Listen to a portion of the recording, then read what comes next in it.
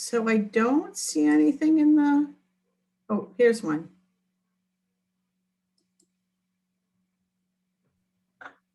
So we just have Miss Luna.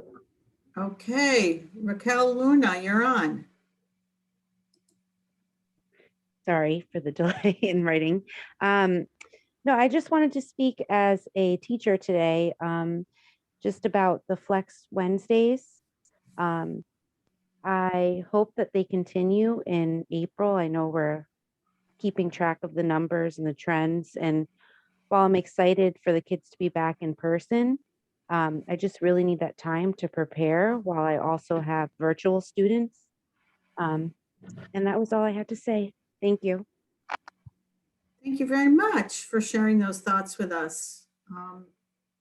Is there anybody else who would like to speak during public comment?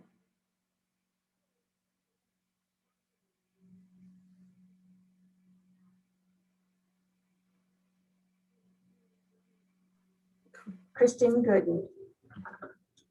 Hey, Kristen.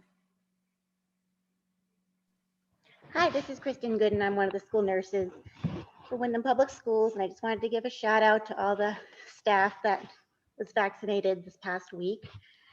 And I feel very blessed to work in such a great environment with people that are happy to be back into the building. And we just had a really good week.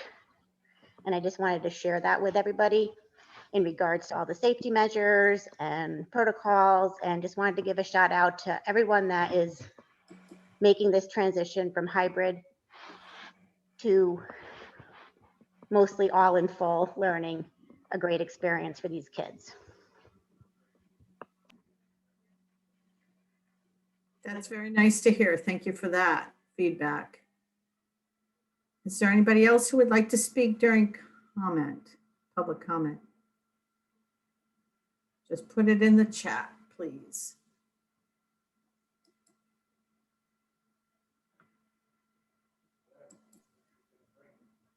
Okay, not hearing from anybody. We'll have another opportunity to speak during public comment at the end of the meeting.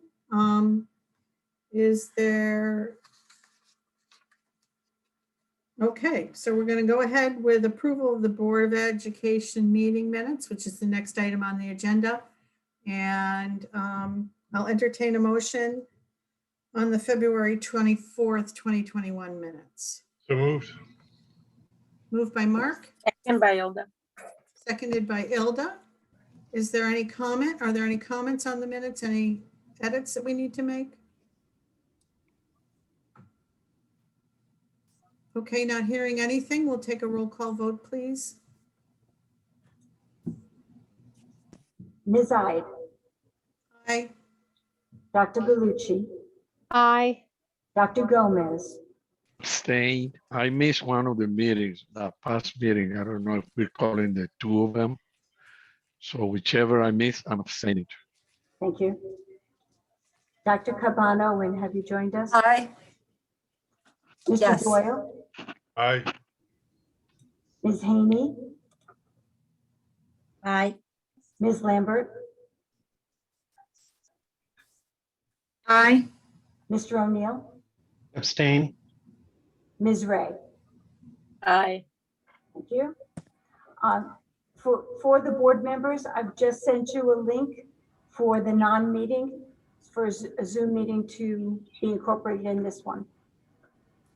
Okay, just as a point of clarification, you have a link for item number 8 on the agenda, which means we'll have to jump out of this, go into another meeting, do that, and then come back. Thank you. So I would entertain a motion on the March 3rd minutes. I'll make that motion. Second. Paula, quick to the draw, Brendan, on the second. And is there any comments, any corrections? Okay, not seeing any hands or anything. We'll go ahead and do a roll call vote, please. Ms. Ide. Aye. Dr. Gallucci. Aye. Dr. Gomez, Aye. Dr. Gabon-Owen, Aye. Mr. Doyle, Aye. Ms. Haney, Aye. Ms. Lambert, Aye. Mr. O'Neill, Aye. Ms. Ray. Aye. Thank you. Okay, thank you, everybody. The next item on the agenda for this evening is the superintendent's reports. And I'm going to hand it over to you, Dr. Youngberg. Thank you. Hi, everybody. And I'm assuming that's a typo on the agenda. It's not an internet KPAC. Oh, mine doesn't say that. Oh, Huh. All right, can everyone see my presentation? Board of Ed updates, great. Okay, so first I want to echo what one of the public comments said, and that is that we have had a really nice transition. We're back. This is, what is it? Today is March 10th, so we came back on March 1st. So we've had a nice transition from eliminating the hybrid model. So I want to celebrate all the staff members who made that possible. I'm going to talk to you in this update all about how well we're doing in terms of COVID data. I also want to celebrate the fact that I have all my principals and vice principals, every school's represented on this call. So if anyone has any specific questions about the reopening or the elimination of the hybrid model, the experts are here. The people who are on the front lines are here to answer them. And I'm actually going to incorporate some of their actual quotes in the next board meeting. So you'll hear again from them in 2 weeks. All right, so this update will bring you up to speed on COVID-19, district operations, our COVID compliance feedback forms, a vaccination update, which I'm very happy about. The percentage of people that we've been able to vaccinate as quickly as we have is kind of amazing. Give you a little bit of information about spring sports because it is one of the action items potentially for tonight, and give you a little bit of information about some of the struggles we're having in the IT department. And I'll have more information to share with you, hopefully at the next board meeting, about how we're going to solve some of those issues. So the first thing I want to start off by letting you know, on February 25th, we started the process of having this anonymous COVID compliance feedback form. We have received 23 submissions so far. 8 of those were just positive feedback for us as staff members in general. So we're really happy to see that. We have received 6 issues related to mask compliance, 3 related to cleaning and sanitizing, 3 were actual questions for HR in terms of staff accommodations, and 3 were about social distancing. So each time we receive these complaints, these concerns, this feedback in general, we filter them back to the people that can address the issue right away. And if the person who filled out the form wants a response, then we follow up with a response. Many of them are saying they don't want responses. They just want whatever the issue is that they've identified to go away. So I think this is pretty good, given that we have several hundred classrooms in the district, 717 employees. We've seen 23 submissions. I think we're doing all right. And 35% of those submissions are actually, you're doing a great job kinds of things. So obviously this is still open, will remain open, but we are definitely responding to the things that people say are an issue as quickly as we possibly can. In terms of vaccines, we believe that we have a total of 560 vaccines have been provided to 777 folks. 717 of those are our full-time employees. And then we also opened up the vaccine clinics to bus drivers, student teachers, interns, athletic coaches. There are approximately 60 of those folks. So we're looking at, closing in on 3/4 of our staff members, of the people that we interact with every day, being vaccinated, which is amazing. And up on the screen are all the places where they got the vaccine and the numbers that were vaccinated. There's those employees that are eligible. There's another opportunity to take part in a Hartford Healthcare vaccine clinic on Saturday. So if you haven't been vaccinated and you want to, I sent the information out yesterday through email. So the link for eligible employees is in your email if you're still interested. But we're doing really good in terms of getting people vaccinated. Again, Hartford Healthcare did an amazing job, and we are very happy. It would have taken our nurses probably a month to get through this first round that they were able to do in a week. And I know our nurses were gung-ho on getting it done, and they would have done an amazing job, but we're much happier to know it took a week instead of 4 weeks. So doing well there. Everyone should know that the state is considering, and CDC is recommending, that 2 weeks following your second dose of either the Moderna or the Pfizer vaccine, or 2 weeks following the only dose of Johnson & Johnson, you are no longer required to quarantine if you're feeling well, if you're symptom-free, and you're no longer required to be tested if you're exposed. So that's really good news in terms of keeping our schools open. Since we have nearly 3/4 of our staff already vaccinated or already starting the process for dose 1, we'll be in this position in just a few short weeks. So good to know. The dates that the governor rolled out a couple weeks ago are still intact. In fact, today, and you'll see in my DPH update, today they actually said they're slightly ahead of the timeline right now, meaning they may be able to open up the 45 to 54-year-old category sooner than March 22nd, because they've put out more vaccine than they anticipated at this point, which is really good news. I did get clarification from the attorney in terms of being able to ask the employees if they've been vaccinated. We are allowed to ask as long as we don't infringe upon compliance with the ADA regulations.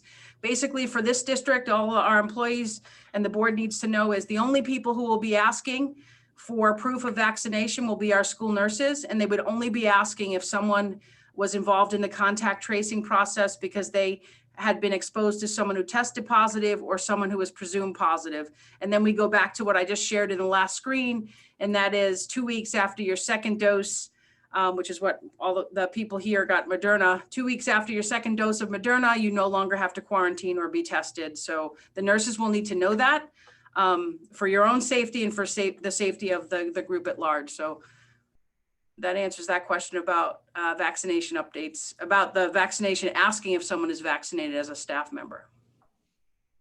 On today's call, and actually some of this data is from Tuesday's call as well. On today's call, they said that the state is staying stable between 2 and 3% positivity rate. They let us know that there are 81 confirmed cases of the B.1.1.7, which is the UK variant. Really good news about the UK variant. It is completely responding to the vaccine. So Dr. Gifford today on tonight's call said that she was so happy to know that they have proven that the vaccine works against this variant. They are still working to prove that the vaccine works on the South African variant. And there are 2 confirmed cases of that in the state right now. And they have not confirmed a single case of the Brazilian variant, but they know it exists in the world. So they expect to see it at some point. DPH continues to work on increasing our ability to sequence, which is basically identifying these variants across the state. Another thing they shared tonight in the governor's call was that the American Rescue Plan was officially passed today. The president will sign that into action, and that they said within a day or two it'll be signed, and that within 90 days they're mandated to have the funding dispersed from the time the president signs it. So interesting that the more to come on this. They weren't crystal clear about how this money is going to be spent and what the parameters are. So we're waiting to get some information about the American Rescue Plan, but we're excited because it's going to allow us to respond appropriately to what our students and the community needs post-COVID. I already mentioned that they mentioned being on pace or ahead of the vaccine timeline, which is great news. Not so good news was them sharing tonight that they are continuing to use the social vulnerability index to figure out how to get vaccine to the most vulnerable zip codes. They shared a data point that I put here that it really struck me. So 25% of the state population lives in the 50 most vulnerable zip codes across the state.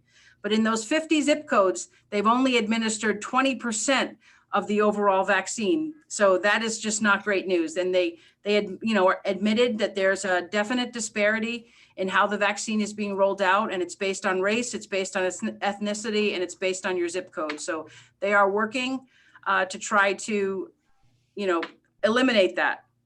And they wanted us to know that there's going to be a high volume mass vaccination site opened up in Bridgeport on March 22nd. They didn't really say how many people they thought they could vaccinate in an hour, but it sort of sounded like this was going to be some big event, mass production, like people are just going to be moving in and out so they can get tons of people vaccinated and try to eliminate some of this, some of the disparities that exist based on zip code. This is the data that we've been tracking. So you'll see on the left-hand side of your screen is February 24th, which I shared with you last time we met. Windham was number 67 out of 169 with a case rate of per 100,000 of 20.8. We are now down in the 83rd slot out of 169 with a case rate of 16.8. So these are the top 10 for yesterday or today when I pulled the data. And one of the things that's really noticeable is the top 10 has even dropped significantly in terms of their case rates, with the exception of Union. I'm not sure what happened there because they're well ahead of anyone else, but all the others or many of the others have dropped significantly. So this is really good news for the state as well as all these districts. And it's nice to see Windham not in the top 10 once again. This is today's data as of 3:15. My COVID warriors tracking the data. We have 2 staff members in either quarantine or isolation, and we have 17 students. We have had a total of 283 students have been tested positive since September 2020, which is an 8.8% of that student population. And we've had 66 staff members test positive, or a 9.2%. So again, these numbers are looking really, really good in terms of quarantine and isolation, the best they've been, the best they've been in a really long time, like the beginning of the school year. So, right, Neil? I see Neil shaking his head. All right, we're still tracking district data. We're tracking the data for district attendance. So this is weeks 24 data, and last year we were at 93.46% in attendance. This year we're at 88.37, which is a difference of about 5 percentage points, or approximately 162 less students showed up in week 24 in the 2 years compared. So again, we really want to get as many kids to show up, whether it's virtual if they're choosing to be home, or whether it's in person. We need them to come to school. And now, thanks to April, we are now tracking all of the in-person and virtual attendance and comparing, and it's no surprise to me that the green bars represent in-person attendance, and the green bars are always higher than the blue bars. And Wednesday is a little tricky because Wednesdays are non-in-person days unless you're part of a specialized program that comes 5 days a week. But that is the only day when most of the kids are not coming in anyway. All the other days, Monday, Tuesday, Thursday, Friday, clearly there's a higher attendance rate when the kids are in person than when they're virtual. So that is the power of our teachers for sure. So we'll be tracking this as well straight through.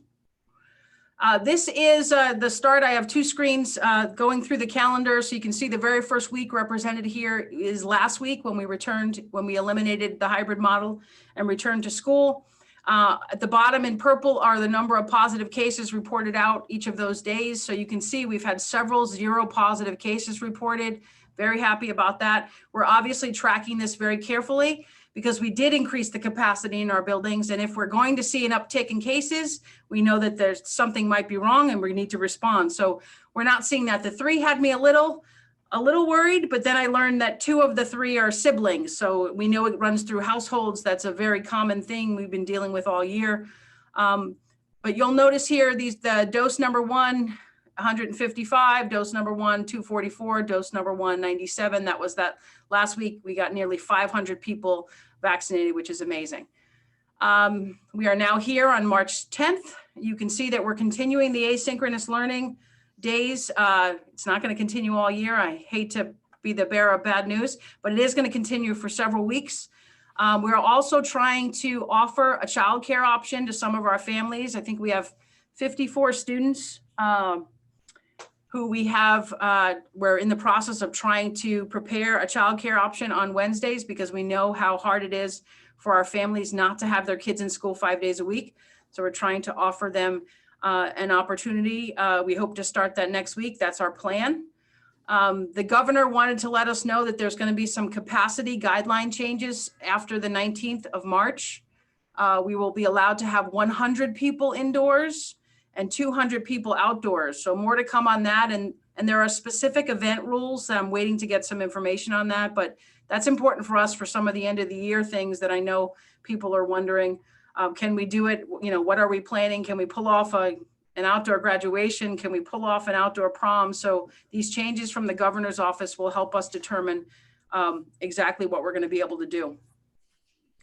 The following week, again, we're going to try to offer that childcare option on the asynchronous Wednesday. I just put in the notes here on the 22nd of March that the pitchers and catchers, their clinic will start. They'll start to get together, start practicing, and the winter sports actually ends this week. And again, the board has to vote on that. But I'm just letting you know right now, the proposed spring sports date to start is March 27th, and I'll give you a little more information in a future slide. And the last week in March, first week in April, this is the week that we have to make some adjustments to the calendar because of the second dose. The second dose tends to produce more side effects in people. So we anticipate there being a significant number of people who aren't feeling great. And when you have 500 people vaccinated at one time, it's highly likely we'll have staffing attendance issues. So we're leaving the asynchronous learning day on Wednesday, the 31st. We're going to make an adjustment to the Thursday, April 1st, and I'll be putting out an all call tomorrow and following up with families on that. It is a change to their schedule, but to me, it's unavoidable given how many people have been vaccinated, and we need them vaccinated. So it's sort of, we have no choice. So we'll have 3 days where there won't be school. One of them was already scheduled. That was the, observance of Good Friday on Friday, April 2nd.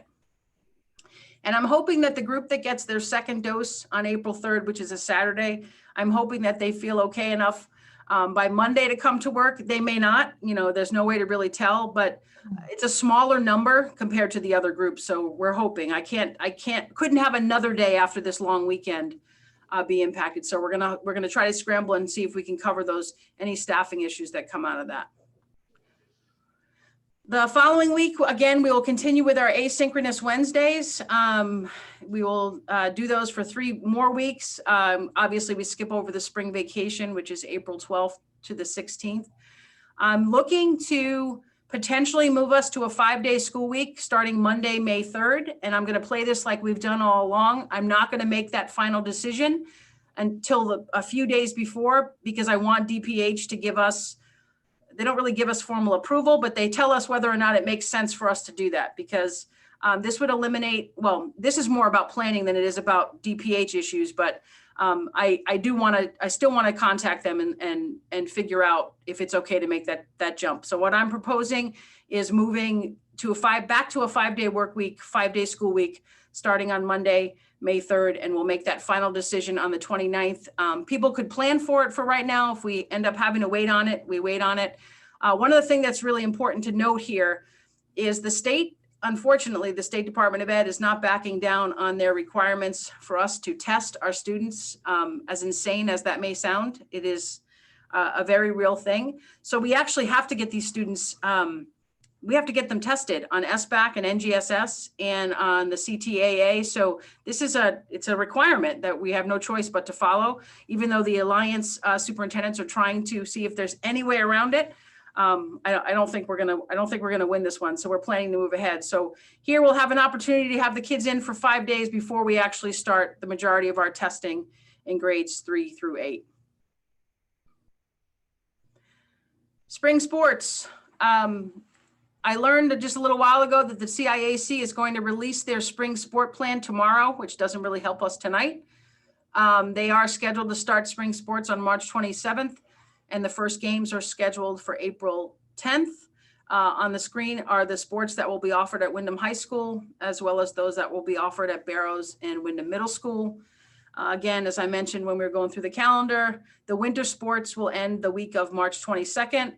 I understand the girls basketball may qualify for their playoff opportunities, which is great news. And there's a track and field meet the last week, March 22nd as well. There's also a question about whether or not we would allow spectators for spring sports. I think spectators outside are a little easier to control than they are inside.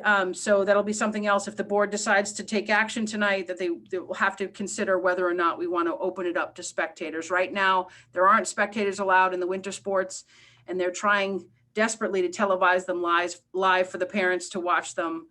There's been some internet connectivity issues I'm sure you've all heard of, which have also impacted our ability to watch sports. So You probably, if you're one of those parents listening, and I do apologize if it meant the connectivity issues meant you didn't get to watch your student athlete play, because I know you can't get to the game. So, all right. So this, in terms of the IT update, and Neil, feel free to jump in. We are going to give you a more formal presentation at the end of the month on the 24th, board meeting on the 24th. We had the Spectrum technicians have visited the district the week of March 1st. We ourselves conducted some resets that resulted in some temporary improvements in internet speeds, but then it sort of disappeared very shortly afterwards. Our IT director and Mr. Weathers attended a virtual meeting with Spectrum on March 8th. We are well aware of how frustrated everyone is. And in addition to being frustrated about our internet speeds and connectivity, we actually have some negative, I'll let Neil fill you in, but we got some negative feedback from the state about our participation rates on the last links testing, not being up to where they should be. And it's based on our inability to connect. So I don't know, Neil, if you want to. Sure. So the state was actually really nice, but they just noticed that our participation was significantly lower than similar districts.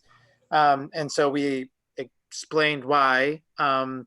It's due to the connectivity, and the connectivity rates were improved. Actually, I think Wednesday night, when some of the people were trying to watch the game, and one of the resets may have happened during that time. The next day, the rates shot up, but around 9 a.m. when many students were getting on, I'm making up the verb here, but they hurtled back down to not good numbers. We did find out today, so we've been checking everything internally, that SonicWall actually reached out to us based on a ticket and said that we might have a potential issue with our firewall. So we just got that information today, so I can't share details with you, but we're looking into it. And the fact that they're telling us that something, that they're telling us something isn't working was interesting. So we're hoping that will help the issue. That's what we're hoping.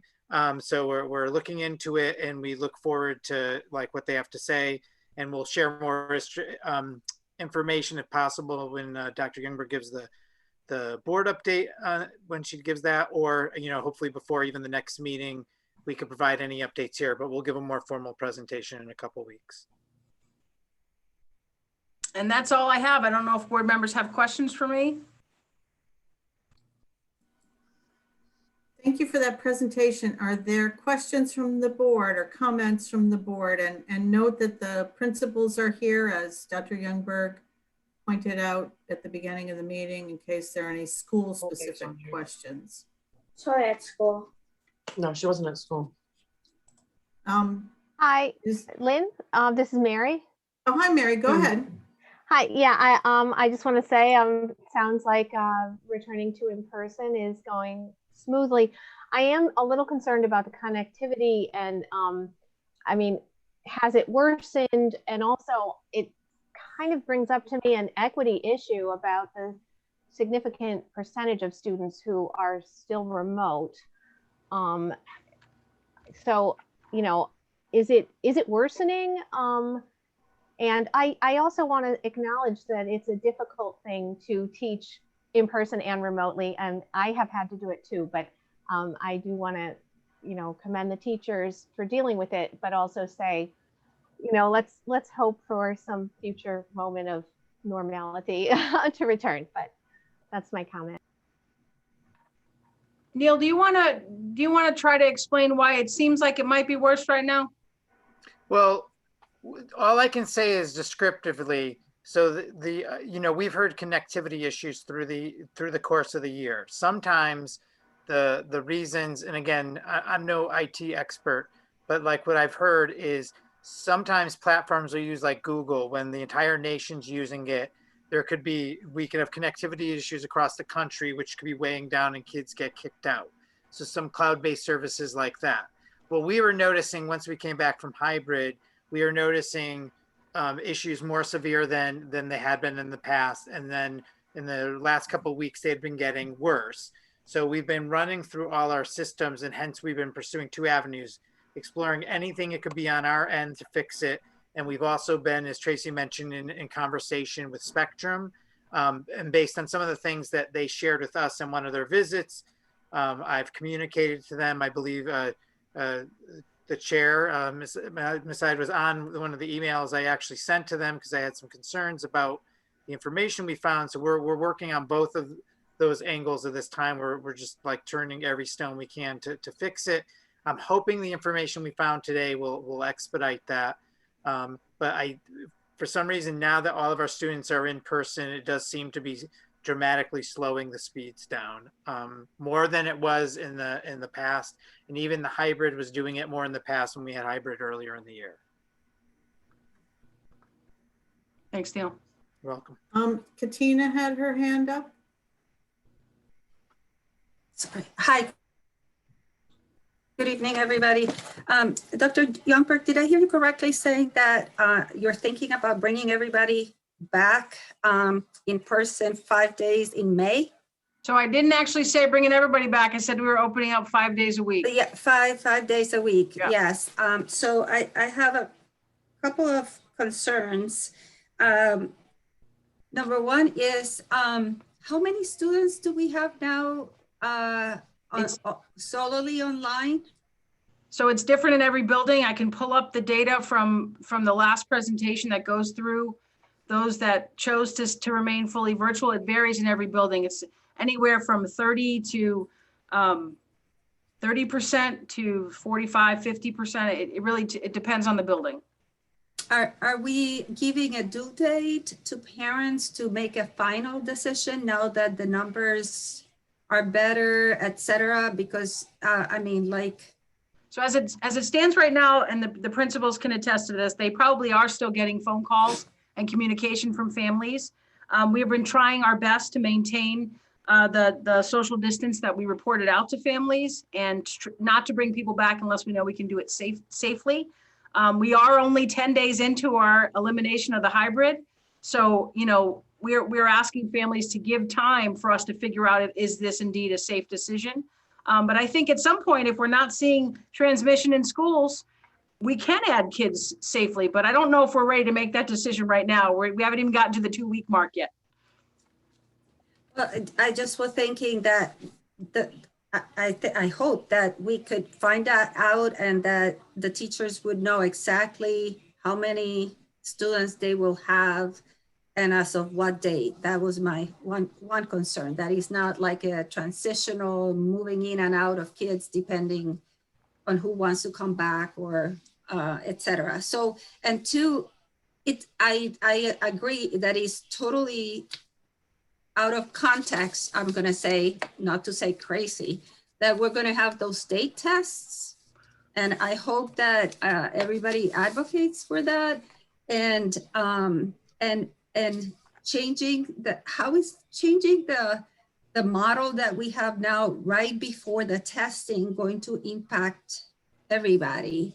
Changing the model, you mean changing to 5 days? To me, I think that's better for kids. That might be a better opportunity to be with their teachers more often than they're not. No, just before the testing, I meant to say. I guess I didn't think about it as being any different. They're just extending their school day by their school week by 1 day. I don't know if it would have an impact on the testing.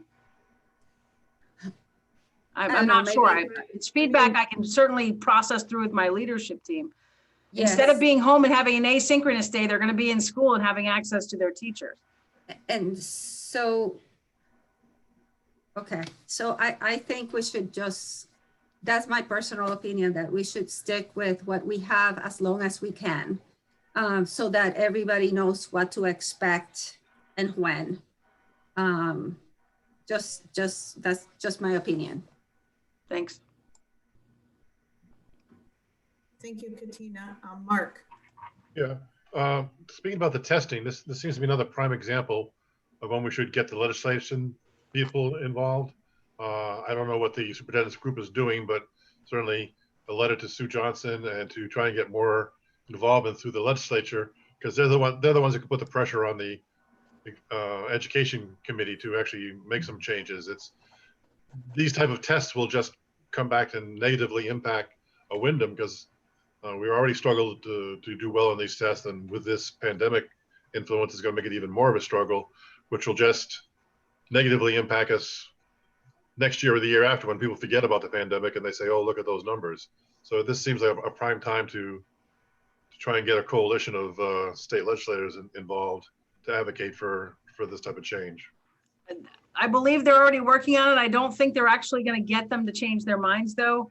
I think there's a philosophical shift that's going to stop. I think that they're going to push us to do the tests. What they do with the information that we get from the tests, I'm not sure what's going to happen there, but we have not seemed to get anyone to say that this is coming off the table. But the meetings that we're having with the Alliance District Superintendents, they're trying everything and anything to get the ear of anyone that could potentially make a change to this decision. Just Dr. Youngberg, if I could just jump in, just so everybody knows, we let the principals and the testing coordinators today, which is our meeting, we're actually for grades 3 to 8 taking off our own benchmark testing as a requirement to just because we understand the concerns that you're sharing right now. So we removed the assessments that we can take off, we're taking off. Tracy, I know that I just wanted to follow up on Mark's question. And then Jaime, I'm assuming you want to ask a question. Yeah, I just wanted to say maybe they're just trying to see how far behind everybody has fallen. Maybe, I don't know, but they may be just seeking information on what happened in all this, it is possible. And they may not use it as a way to, rank every district. I'm hoping so. Thanks, Jaime. My follow-up question on this topic was, so I understand that the superintendents from our cohort of schools is advocating, but are they, as Mark has suggested, involving state legislators? So part of the issue, I think, is our previous commissioner, who you now know is the Secretary of Education, believes strongly in this assessment. He wants us to assess for the reasons that Dr. Gomez just mentioned. He believes it's a place, we're going to have some kind of placeholder that shows us where the kids are right now, so we know how to develop response plans to them. The argument, what the Alliance District Superintendents are saying is, first of all, we've all had different models.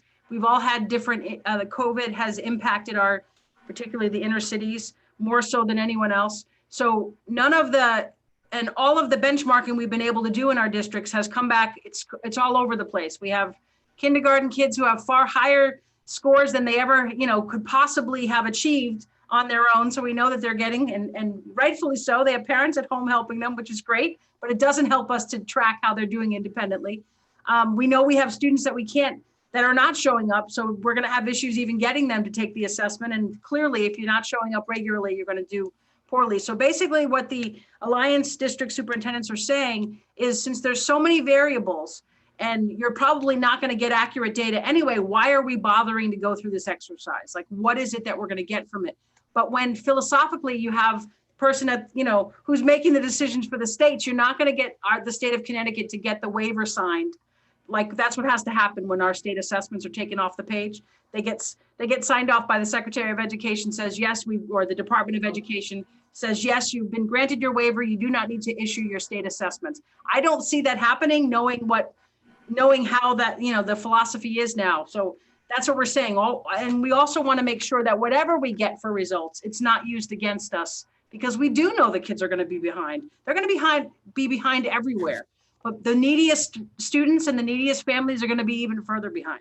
That's not, it doesn't take, it's not a big stretch to think about it that way. So I will keep you posted on this. I don't think there's anything we can do more than what we're doing, but I certainly will attend the next Alliance Superintendent's virtual meeting, and I'll bring you up to speed on where we are. I know we've met twice with the, I can't think of what Ajit's title is, Neil, at the state.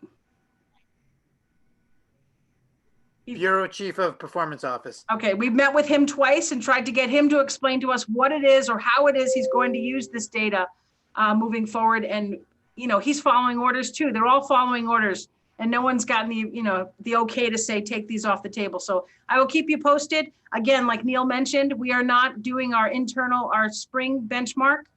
If we're forced to do the state assessment, that will be our final benchmark for the kids. We're not doing another one. And if they tell us we don't have to do the state assessment, we'll do our internal benchmark.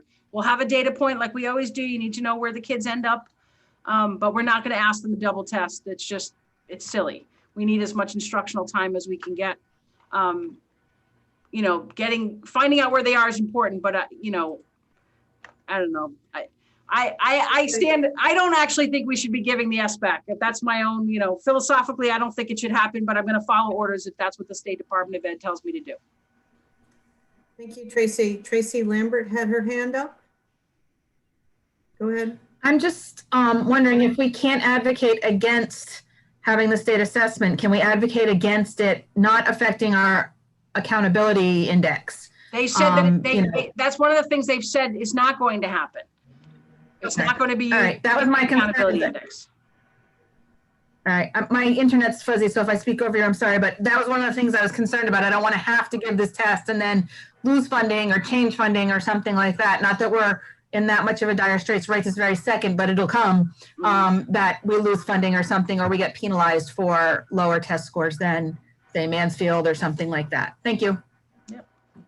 And maybe I missed it, Dr. Youngberg, but did you tell us how the remote students were going to be participating in these tests? So Neil, you want to fill them in on that? So there is a protocol called the remote testing protocol, and you can take it remotely, but I can tell you testing remotely is challenging. There's some details. What we told the testing coordinators today is we specifically made actually a very concrete window within the state window is going to be our testing time. We're going to do our best then, but our emphasis is going to be on the students in front of us. Because what I'm afraid of, and and there's people that were at the meeting today. Unfortunately, poor people, this is the fourth meeting they've had with me for some of them. But what we talked about was the philosophy of no matter what, health and safety takes precedence over any sort of testing measures. And so like if doing the remote test because a person has to monitor that and they can't pay attention to the students in front of them, that shouldn't happen. So, but anyways, there is a protocol to answer your question in place to try to allow students to take it remotely. That can happen. Just another hurdle. Yes. Okay. And when they thank first you. brought this up, they actually said to us a few months back, they've changed their tune a little bit, that we were going to bring in all the students who have opted to be fully virtual learners, and they were going to test inside our schools. And we sort of said, really, how is that going to happen? So that was the plan Parallel initially. universe or And then they something? backed off on that one and came up with the remote testing plan. So Okay. Okay. Thank you. Any other questions or comments for the superintendent in reaction to the report that she gave us? It's just all crazy. that's the year in general, Katina, right? Yeah, no, but if kids are gonna, if parents can make a final decision, if they are gonna, the kids are gonna stay remote or in, that would be really useful. And there should be no testing. And yeah, I just cannot believe that. So when we did our last survey, we did use April 9th as the deadline, which is the Friday before spring vacation. But we know that legally we can't stop people from coming to school, right? We can suggest they give us time to prepare and make sure that it's safe to receive them. But legally you can't say to someone, I don't want you to come to school. You can't, we don't have a legal leg to stand on that one. So we used April 9th and we're hoping that people can make decisions like that. But we also understand that families sometimes have changes in the things that, they need to have happen. But April 9th is still a month from now. So we still have plenty of time. And in COVID world, things change very quickly. A month is like an eternity, right? We take it a few days at a time. But if the board is interested in me trying to get people to make a decision about the remainder of the school year after April vacation to the end of the year, I'm happy to do that. I'm happy to, to walk through that process. We still have a little time. I don't need to rush to get that. And the surveys aren't the easiest thing to push out. We don't get participation rates like we'd like, and people are tired of taking them. And quite frankly, I don't blame them. I've taken, I think, 6 for my own kids this year. It's just one more thing, right? But if the board's interested in having me do that, I'm happy to do that. Well, why don't we get an indication with a thumbs up if you're interested in having that kind of survey done? This would be making sure the parents choose about whether they're going to be fully virtual or fully in person for the remainder of the school year, for the after April vacation to June 16th, currently the last day of school. Okay, thumbs up if you think that's what should happen. It's only fair for the teachers. I only see 2 thumbs up, so like I guess 3 thumbs up. 3 thumbs up. So there's some interest on the board members' part, but I think. So I should take it under advisement. Right, that's what I think you should do. Thank you. Based on that response. Yes, Tracy Lambert. I know I already spoke, but something just came to me. Is it possible to tell students who have opted to remain virtual and then change their mind that for the protection and safety of the students who are actually in the building, we're at capacity, and while we'll continue to give you your education online as we have up to this point, there's no more space safely for all of our students in the building. Is it possible to say that to them? I know we have to give them an education, but do we have to give them an education in our buildings? Because up to this point, we haven't been held to that standard. It's an ideal, but I don't want to put students who have been in the building the entire time as much as they can be, or whose parents opted in early enough, the opportunity to crowd the kids who now suddenly want to come back or whatever. So we talked to the attorney about this when we started the school year, and the attorney said that it made sense for us to give a time period. She used 5 days as the time period she thought was a reasonable amount of time to ask parents to wait. Other districts have been establishing timeframes. What the attorney said to us is you can set up your time frame, but legally you don't have a leg to stand on if someone challenges it, right? So we can certainly say it. We can certainly make the statement. It won't stand up anywhere if someone says, I want my kid to come to school. But what I would say is if we are going to increase capacity, if we are going to add more kids to our buildings, we shouldn't do it yet. It's only March 10th. We only started on March 1st. We need more time to figure out if being in this model is safe to be. Like, we have to figure that out first.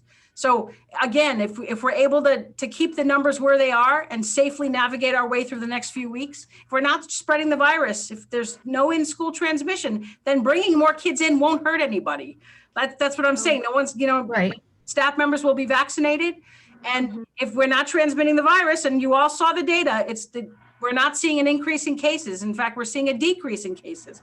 If that continues to maintain, we should be able to add more students. In addition to staff members being vaccinated, we also have more and more community members over time will be vaccinated. So it's you have to think about the whole picture too, because. Well, there's also the fact that the universities are going on spring break, and we've already seen what happened last weekend up at UConn. We haven't heard of that happening at Eastern, knock on wood, but we see that happening up at UConn. And our kids are going to go on spring break in April, and they're not necessarily in nice warm weather going to stay in their houses or stay away from their friends. They're going to ride bikes together and play basketball, and they may even go somewhere that they won't quarantine from when they get back. They won't let us know that. So those are all things that I'm just concerned is that we start saying, all right, this classroom can hold right this very minute where we are today, 10 kids, and then 30 kids want to come back, or 22 kids want to come back, or 15 kids want to come back. Now we're crowding the students who are already there. And if it's still too cold to open windows, go outside, do those kind of things, we're putting the students who are already there at risk, as well as the new ones who are coming in, and the staff who may have chosen not to be vaccinated for medical reasons or personal reasons or whatever. So I just want to throw that out there as something just to keep everything kind of on our radar. I chose the May 3rd date. Monday, May 3rd is 2 weeks after spring vacation on purpose, just to let the time frame, if there is an uptick in cases because of spring vacation, we have the time to recoup from that before we move to the 5-day school day. So I've already been thinking about that, and DPH keeps telling us to be aware of that. I will tell you that Eastern is on the weekly call that I have with the town emergency committee group there, and Eastern has such an incredibly low positivity rate right now. He's so proud to share his data with us. In fact, I want to beat him. Like, I want our positivity rate to be, we're just a little bit below them, or a little bit higher than, higher, right? We have a few more cases than they have, but he's so excited to tell us. I think they said that they have, I don't want to screw the data point up, but he basically tested, I think, 1,300 kids, and they had 0 cases. Like, that's amazing. So Eastern's been doing a great job, whatever they're doing over there. And I know they test the kids regularly, and they're not seeing cases. So it is true that the community has an impact on what's happening in our schools as well. Mary has her hand up. Yeah, I just wanted to clarify, UConn is going to have spring break in April and not come back afterwards. So, they partly made that plan to avoid any issue of people traveling and then returning. And Eastern is not having spring break at all either. They're just going straight through. Of course, we don't, having parties locally is perhaps even more concerning, but just to clarify, there won't be traveling in the way that there usually is for college students. For the college students, we don't know about the families though in town who go to our schools. So thank you. Any other discussion before we move on? Mark? Thank you, Lynn. Dr. Youngberg, since it's apparent that the attorney says we don't have a leg to stand on to stop them from coming to school, and understanding Tracy's concern and obviously all our concerns about overcrowding and distancing and whatnot, are we working on alternative plans in terms of that classroom of 10, if 15 or 20 students choose to come back, what's our alternative? We can't block the doors. We can't lock those 10 kids out as much as we would like to. So what's our alternative planning? What's interesting is I don't think there's that many people who have opted to change their mind at this point. There are a handful of cases across the district where the principals are having discussions with families about having to wait until we can safely, get them into classrooms. But I don't see giant numbers of families saying, I want my kids to come out of being fully virtual and come back in person. I'm not seeing that. I think we had the surge that we had a large group come back initially, but I maybe the principals can speak for the number of families that they currently are dealing with that want to come back. Are there any principals who have anything to add on this point? I'll speak. Okay, go right ahead. So good evening, everyone. Marcus Ware, Windham Middle School. I know for us, we're keeping a list. We have had a lot of families reach out wanting to go from virtual to in-person. And so I know all the administrators, including myself, we've been fielding either emails or parents have connected with teachers saying, hey, I want my child to come back. And I will say that it hasn't really increased this week, but last week, as I think the word got out that people's children were going back in person, we received a lot of inquiries. What the number is, I couldn't tell you, but I'm pretty sure it's in the 20s, late upper 20s. So you have 679 kids in your building? I don't have 607. I have 3. We're averaging 350 right now. Okay. And so, but what the trick is, as I think so many people have said eloquently, is that, we have room sizes, and adding 2, 3, 4, or 5 to a specific room or specific grade tips the balance. It just changes what we can offer for distancing. So that is something that we're just trying to keep an eye on. This is Kathleen, Windham Center, the smallest building in the district.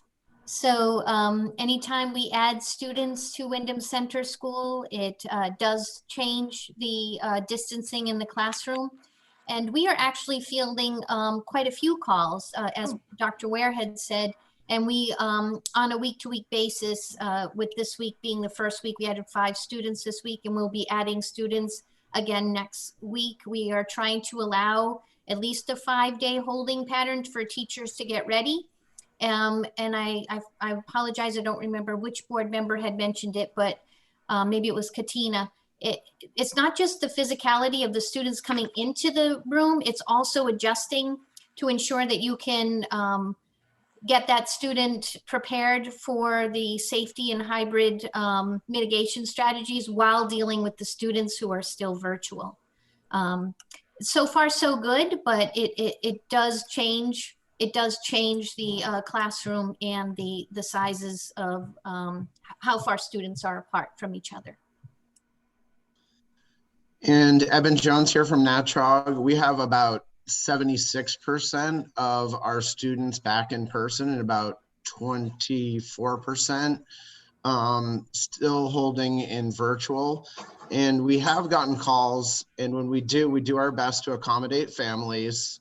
But we also are working to strike that balance of working with teachers and looking at distance in classrooms to make sure that everybody can come back safely. And as Dr. Ware sort of alluded to, as word gets out there and hears about the great experience that students are having as they're coming back, more and more families are wanting to come back. Yeah, I would guess even students talking to their friends and saying, hey, how come you're not here with us or whatever. Yeah, so. Yeah, Angela, do you want to say something? You need to unmute yourself. Angela?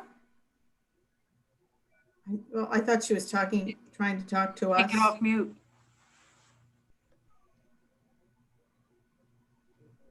Angela Kiss, did you want to talk to us? You got to get off mute. She's trying. Okay. Not working. Okay. Okay, there you are. I'm so sorry.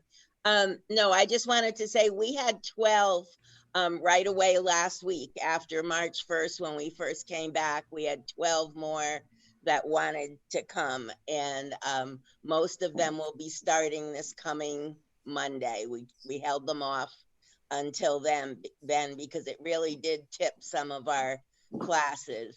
We had, a class that already had 14 that was only at 4.5 feet that had 2 more that wanted to come back. So, we're really trying to wait and, as much as we can.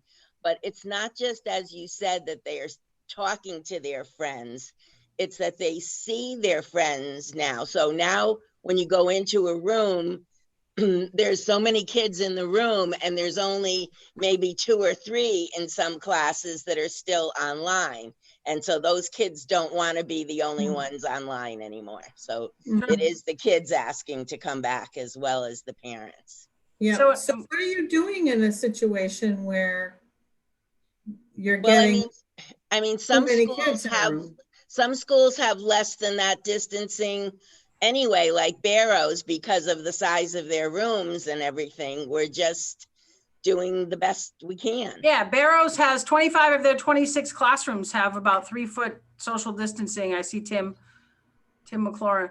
And they've got the highest percentage that came back. Right, they have 83% of their student body back in person and 3-foot social distancing. We're watching their school very carefully. Again, not seeing transmission in the school.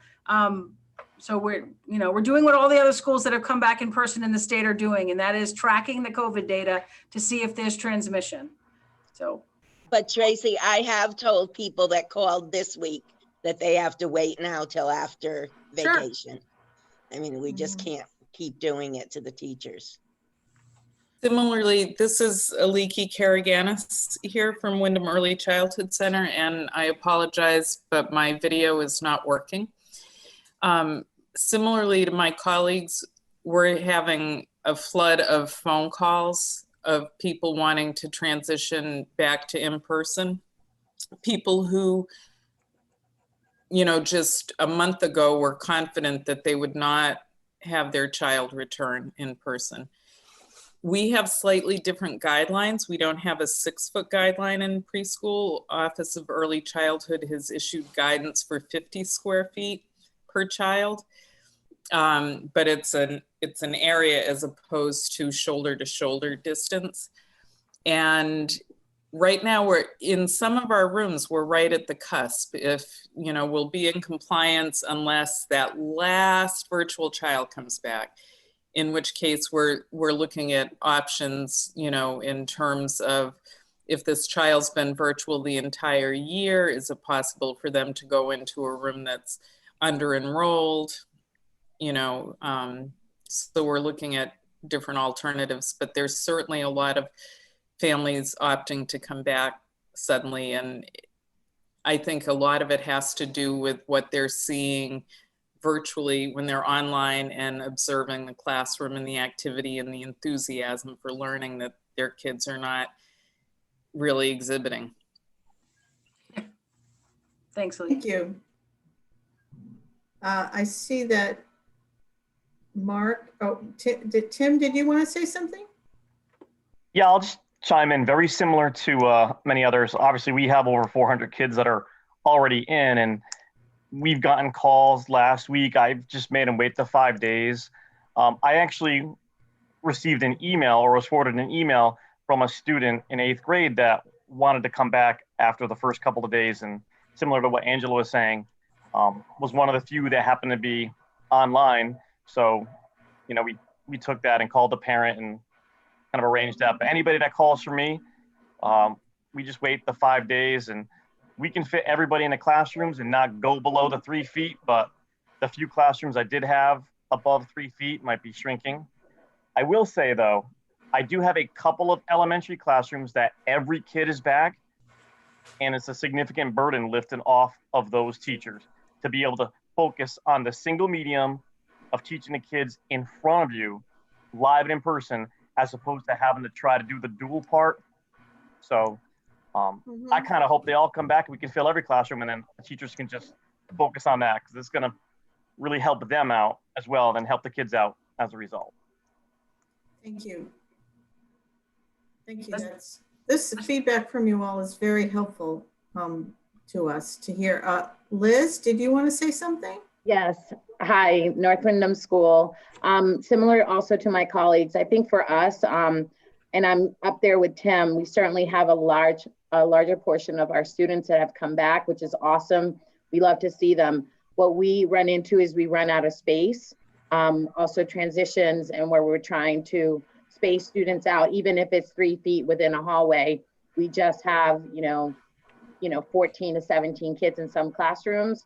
And so that has posed a challenge for us.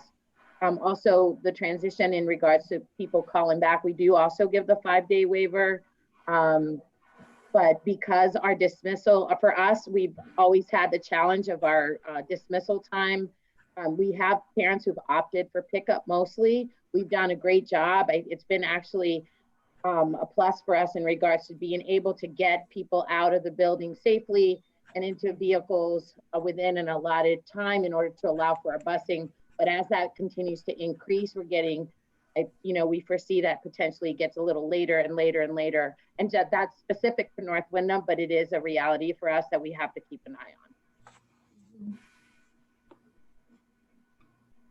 Well, a lot of ingenuity and grace going on here. And Pam, I think you're probably the last principal we're hearing from. Go ahead. And then I think Mark Doyle had his hand up. Go ahead. Good evening, everybody. At the high school, we've been able to maintain the 6-foot distancing that's necessary for our high school students. We have students come back on Thursdays only, so that we have, no matter what day of the week a parent might call. We haven't had too many students added since the survey was taken. The highest number of students we've had come into the building is 200 at this time. We do struggle a little bit with students who have said that they were coming back. We had 258 say that they were coming back, and some students haven't actually come back. So on Monday, we did make phone calls. We made 68 phone calls on Monday to homes to find out, did you change your mind, just to confirm whether, people decided to go back to virtual. And we did get a handful of people that wanted to go back to virtual, but most of the parents said, for one reason or another, their student just didn't come to school that day. But at this time, we do have 6-foot social distancing, and there's been just a couple classrooms that we've had to move to bigger areas like the library to ensure the 6-foot distancing. Thank you. Thanks. Thank you to all the principals. It'll be interesting to see. I just want to make sure Mark gets to ask his question, Tracy. Well, it's more of, I guess, a question. Clearly, I think the principals are definitely in charge of the buildings, and they need to make those decisions. I would like to feel that from a system-wide viewpoint, we have some sort of consistency. I don't want to find out that Mary Jane is being held off longer from going back to Sweeney than Mary Smith is from going back to North Windham because of the differences in I'd like to see a consistent policy at least, or know that the administrative team is working together to develop. Obviously, I know the principals have to develop their own but we have to look at the fact that at some point we may get a lot of kids that want to come back and may start overloading classrooms, and we may need to have some real solutions. So I appreciate the principal's comments, but I want to see some sort of systematic or system guidelines. Mm-hmm. So we've been using the 5-day wait period because that's what the attorney told us we could legally, tell that everyone has been using that. The problem with trying to put a system in place is there's such variation between the buildings in terms of the size of classrooms, the number of staff members, the number of students who have opted to return. It's like a Sudoku puzzle. So I mean, I can certainly work with them to come up with parameters, but it's going to need to be, I guess one size doesn't fit all. So yes, the system I play may not work, Windham Center versus North Windham or whatever. But as long as there is a system-wide logic, or that we have some plans to help North Windham or whatever school it is, that suddenly Windham Center that suddenly feels that they're going to drop below that 3-foot level. It seems to me that just like in case of fire or in case of some other disaster, we need to have some sort of plan in place in case of over-enrollment. That's all I'm suggesting. Okay. Thank you. I do think it's going to be interesting to see. They're starting to relax parameters on so many things now, and I don't know if they're going to make any changes to what the schools have been asked to put in place, but they've changed the days you have to quarantine. They've changed once you're vaccinated, even having to quarantine. They started to make all these adjustments. It'll be interesting to see the next 4 to 6 weeks, how it plays out and if it has a direct impact on what's happening in schools. Mm-hmm. Yep. I get the sense when I sit on the calls that things are changing drastically. Thank you. So I think we're going to move on unless there are any other questions for Dr. Youngberg. We're going to hear more about the connectivity issue at the next meeting at the 24th. Okay, thank you.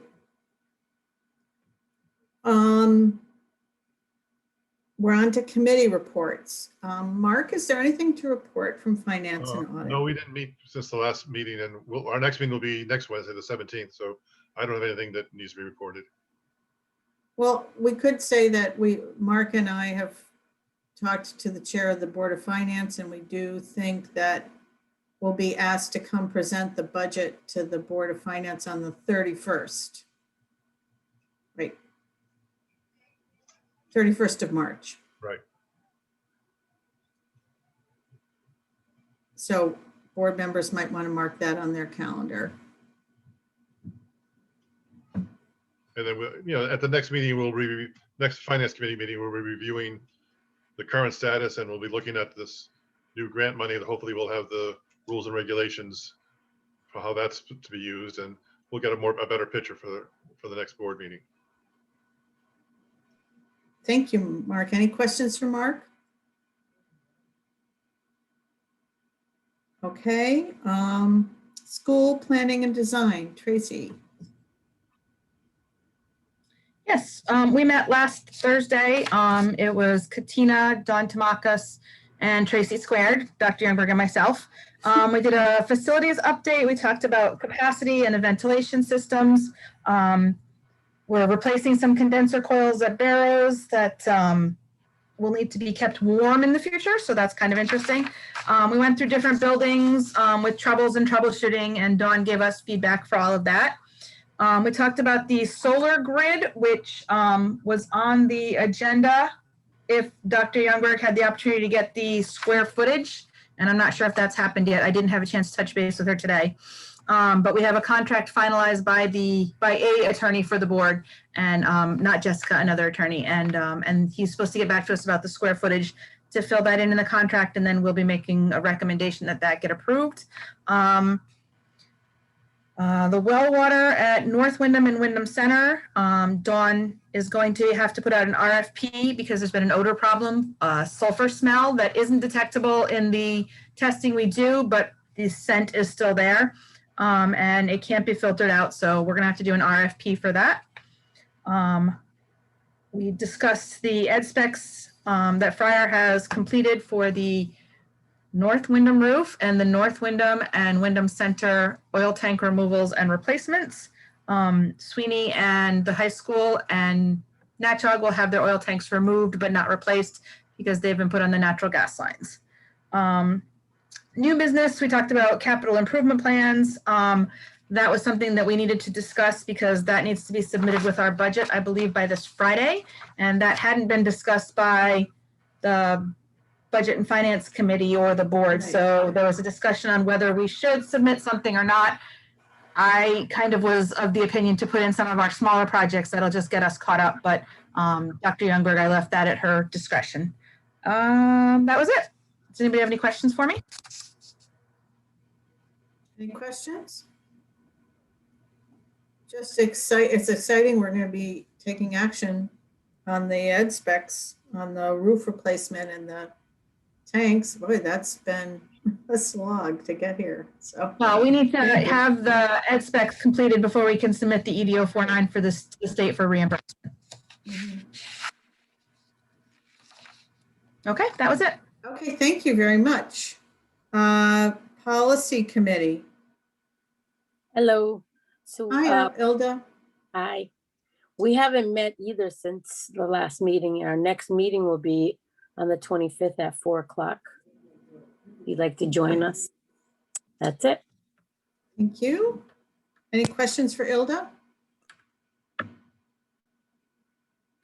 Okay, Executive Committee, we didn't meet this month. It would have been at this evening. There's just so many things going on. We do plan to have a meeting in April, which would be the regular first meeting of the month is when we have our Executive Committee right before that. And what we plan to do is start we need to get the timing and sequencing and the dates and the process in place to begin Dr. Youngberg's evaluation. And so that will be a topic of discussion at that meeting because we need to get that completed in the coming months. And so that will be a topic of conversation at that meeting and other items to be determined between now and then if they come up. Anything else? I mean, does anybody have any questions? Okay.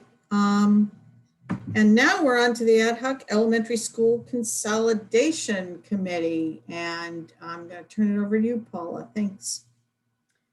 Thank you, Lynn. We met last Tuesday at 5:30 and we had several board members as well as the public weigh in with some questions about things like spacing and portables and certainly folks that had lots of wonderful things to say about their school, which we know our schools are wonderful, every one of them.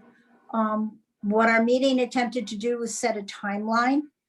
We'd like to think that the work we're going to do going forward will hopefully reach a conclusion by November of this year, understanding that any decisions most likely will not go into effect until the 23-24 school year.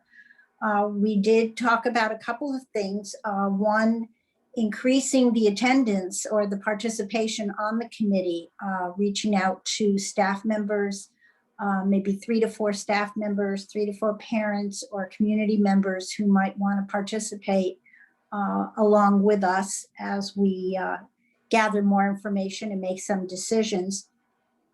We hope to meet once a month, and we will have 1 or 2 public forums where we'll be able to share the information we have to date with the community and get input there. We are also, as you can see on the agenda, going to look at the possibility we're recommending to the board that we perhaps do an updated master plan study.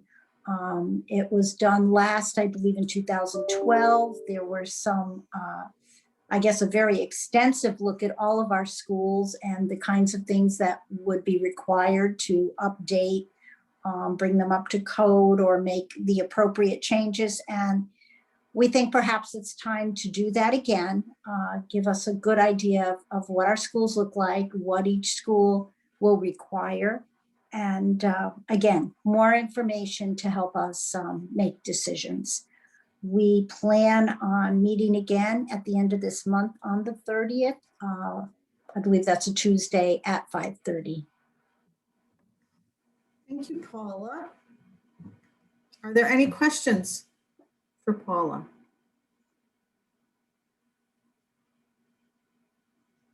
Okay, so what we're talking about is expanding the committee, participation in the committee to have more representation beyond the board, and working to come up with a recommendation to the full Board of Ed this fall. Is that what you're saying, Paula? Yeah. Yes.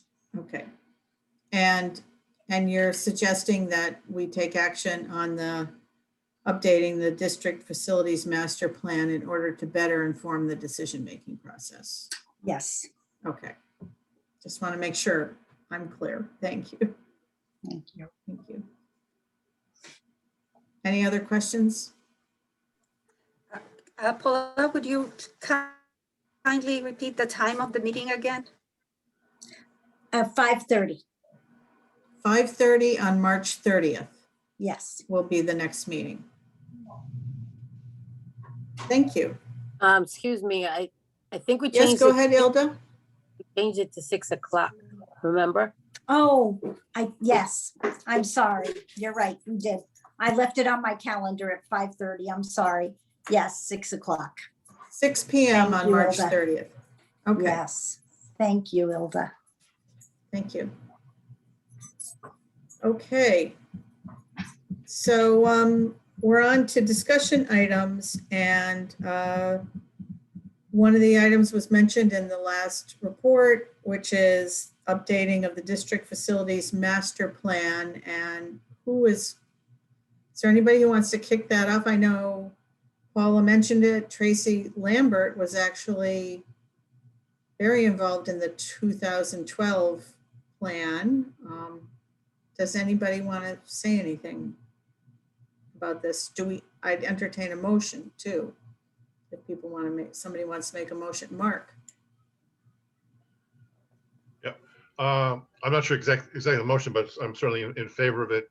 I think we had mentioned the last time that the motion wouldn't be until later on. That's right. I'm sorry. I think it was mentioned the last time that I think Tracy brought up the last time that we looked at this. It would probably be better for us to ask the people who did the original report to do an update, as opposed to try and do a bid request for a whole new report and a whole new set of people to come in and look at it. So I would favor that aspect of it, is that we call back the people who did our original report and ask them to update what we have now. And that's what it says here on the agenda too, update, which I, so that would mean it was Fryer, correct? Okay.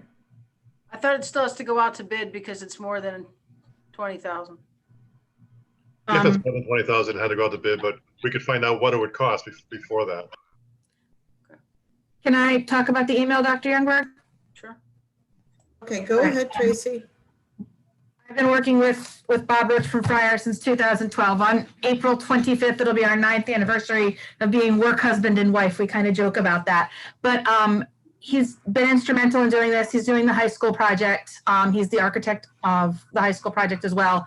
He has given us I let him know that we were discussing this. He keeps track of school planning and design's agendas, and he sent me a preliminary quote for $24,000, $2,000 a month for updating facilities master plan for 1 year.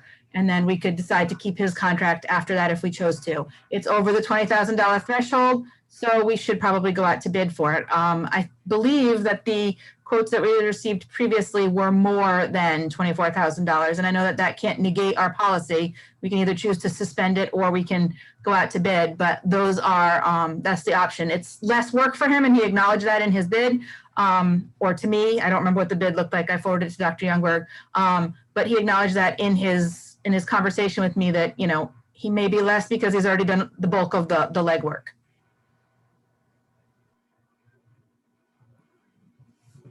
Thank you. Does the year-long timeline present a problem for what Paula just reported with the committee wanting to wanting to make a recommendation to the board in the fall of this year? I don't know. Like how long would it take? Is he projecting it would take to do the plan work, the update work? Part of the plan when we did it the first time is that the board has to make some decisions. Do we definitely want to close a school? Do we want to move to K-8 schools? Do we want to do schools of specific subjects? Like originally we had talked about doing, say, Sweeney as a music school and North Windham as a arts and humanities school and Windham Center as, North Windham as a language school and Windham Center as an arts and humanities school. It doesn't, you know, those are some decisions the board's going to have to make before a full facilities master plan can kind of be rolled out. He can tell us how much square footage and how many students and the systems that need to be ADA compliant and updated and things that are, you know, if a boiler's going to live out its lifespan in the next few years or something like that. But as far as programming and deciding what the best bet is for moving, adjusting, those are kind of decisions that are going to have to come out of the board. And that's going to be some work that we have to do once we see numbers and stuff like that. He acknowledged that. Depends on how fast the board moves, really. I mean, we talked about getting a facilities master plan 2.5 or 3 years ago, and then budgetarily we couldn't afford it, so it got put on the back burner. And I respect why it happened. I'd rather the funds went to help the students than another study or something. But if we're being asked to consider closing a building, we have to invest in that study to do it the right way. So if I understand this, so now I understand more clearly. So the first phase of the work would be to do the assessment of what the shape of those particular buildings are. And the reason the contract would go on longer than doing that was once the board started making some decisions about what it might like from the buildings, then he'd have to do, the firm would have to do more work. I understand now. Okay. Anybody want to say anything about this topic? Oh, Katina, I see your hand up. Yeah, it seems to me that if we can suspend the policy and if everybody would be in agreement with that at some point, it makes sense that the people who have the knowledge of our buildings would do the update of the study, and going out on to bid might take a long time, and then the familiarity of a new firm. So I would be all in favor if Tracy trusts this company that we would suspend the policy for this time around. Okay, Mary has her hand up. Yeah, I just wanted to say, obviously in terms of the consolidation, if we had someone like Fryer, if we could get basic information about the buildings we're looking at, which would be Natchog and Windham Center, particularly for, you know, their needs and abatements and things like that. In terms of, you know, the idea that we would convert schools into themes, you know, I'm not that keen on such an idea because we really have to focus on elementary education and middle school education. And I don't see really a virtue in having a lot of different choices when we have a comprehensive school system. So I wouldn't want to get kind of bogged down in determining things like, do we want fancy or specific programs? However, I suppose that could be something to think about. And the K-8 idea, you know, is not really realistic to me because of the way our schools are configured at the moment. So it would seem to require a lot of retrofitting and things like that when we have a certain configuration. Thank you, Mary. I see Tracy, Lambert, and Paula have their hands up. Paula, do you want to go first since you haven't spoken yet? And then we'll go to you, Okay. Tracy. Yes, with regard to, I haven't spoken with Tracy, so I don't know about the contract, and I thank you for doing that work. We did think, as she said, that we would go with a company that was already familiar with our district and had already done some work. I think in lieu of what we might want to do in the system, I think if anything, we have an opportunity here. I think that's why the suggestions have been discussed about if we're going to make any changes or orientation in our schools, this might be the time to do it. So whether or not we're able to, whether or not we have the finances to do it, I think given the discussion about school closure, it just might also be a good opportunity to take a look at the opportunities of programming as well. Thank you, Paula. Tracy? I didn't want to leave anybody with the, oh, I'm sorry, me. Yeah, Tracy. Everything's Lambert. kind of on a lag here. I live between the high school and the middle school, so I'm just stuck no matter what. I didn't want to leave anybody with the insinuation that I was pushing us in any one direction. If we don't have a sense of direction, we're going to continue to just do these facility master plans and we're going to know the state of our buildings, but we're not going to have a plan on what direction to go in. That was all I was insinuating. I was not advocating for one plan over another. I was discussing options that had been discussed in the past, both when we were developing the facilities master plan under the previous superintendent and slightly under the new superintendent who's been busy balancing budgets and fighting COVID. So I just wanted to acknowledge that I wasn't advocating for any one particular way to go. I was just saying those are all things that need to be sussed out before we can finalize the facilities master plan. And those are some of the things that would slow us down is as a board making those decisions for the future. Okay, thank you for that clarification. Mary, do you still have your hand up? Oh, okay. Is there anybody else who wants to say anything about this?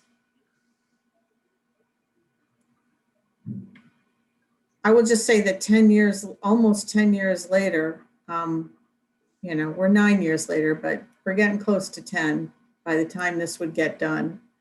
It is a good idea to be doing this, regardless of how, I mean, the board can't really have discussions about other ideas and options without really knowing what we're dealing with here. So this could just open the door to have or not have conversations about some of those things. But we do want to be informing a decision that we intend to make regarding consolidation or not. Okay, anybody else? Okay, now we're on to spring sports. Is there anything that the board wants to talk about regarding this? Under discussion. Mark? Just a quick question for Dr. Youngberg. Did I see that baseball and softball weren't on the list? I haven't looked at the CACA list, so they've been exempted by the state. When you did your presentation earlier, I didn't see boys. She had it for the middle school, but and Right, but not Barrows, for I high think, school. but not for the high school. So, so what I put in my presentation came right from the athletic director at the high school. I could check back with him if you think there's a mistake. I haven't actually seen the CIAC plan because it's not coming out until tomorrow. But let me just go back and check. In my mind, I just cut and paste exactly what James Thompson shared. Tracy, this is Pat Risley. I believe baseball and softball was supposed to be on the list. Okay, so I don't know why it was left off. Thank you. Thank you for that clarification. I took it when I saw that screen as a typo, that Why would they be offering it at the middle school and not at the high yeah. school? I was just, yeah, but Right, that's, and I'm looking at James's email and it is in his email. I don't know how I cut and paste. I don't know how it ended up. It's not on my okay, you are presentation. only human. So I apologize. Yeah, and baseball and softball, I love both those sports. I don't know why I left them all. Sorry Okay, about that. Mark, did you want to ask anything else? no, I was just, when I clarified that, I think also boys tennis wasn't on there. Girls tennis wasn't, boys tennis wasn't. So that's not on this list. That it literally just says tennis girls only on his email. Mark, it's Pat Risley again. We didn't have boys tennis last year. We didn't have enough boys to run a team. Okay. Paula? Just a question. I know football kind of got a bad deal this year. Wondering if there's any plans for any spring football. That's actually one of the things that they are still entertaining that idea about something happening in the spring. And I think we'll know more when they release their plan tomorrow. Dr. Youngberg, I'm on too. James Thompson's here. Hi, James. Hey, there will be no football this spring. It was voted a few weeks ago that they will not have an alternative season for football. Oh, I thought it said the opposite in the email tonight, but that's all right. I believe. So what tonight's email looks to be is offering, conditioning and drills, skill OTAs, like off-season training. But there will not be it Okay. does not appear that there's going to be a football season. Thanks for that clarification, James. Appreciate it. Thank you. Okay, so are there any other questions on spring sports? We do have a possible action item on it. I do want to bring up that Dr. Youngberg put out there the issue of spectators too, also, right? Yeah, it's a local decision. We're allowed to choose whether we have them or not. So if you're voting on participation, you probably should vote on that as well. Okay. Do you, as the superintendent, have any thoughts on that? So I sort of shared my thinking that I think outdoor sports are a little easier to manage in terms of people watching than, being inside the tiny little gymnasium and trying to keep people away from each other. So I would definitely say that spring sports are probably much easier to have spectators. We still have to be cognizant of the fact that people have to follow whatever the parameters are, whatever they are. But I think parents would appreciate greatly the opportunity to see their kids play and not on a screen.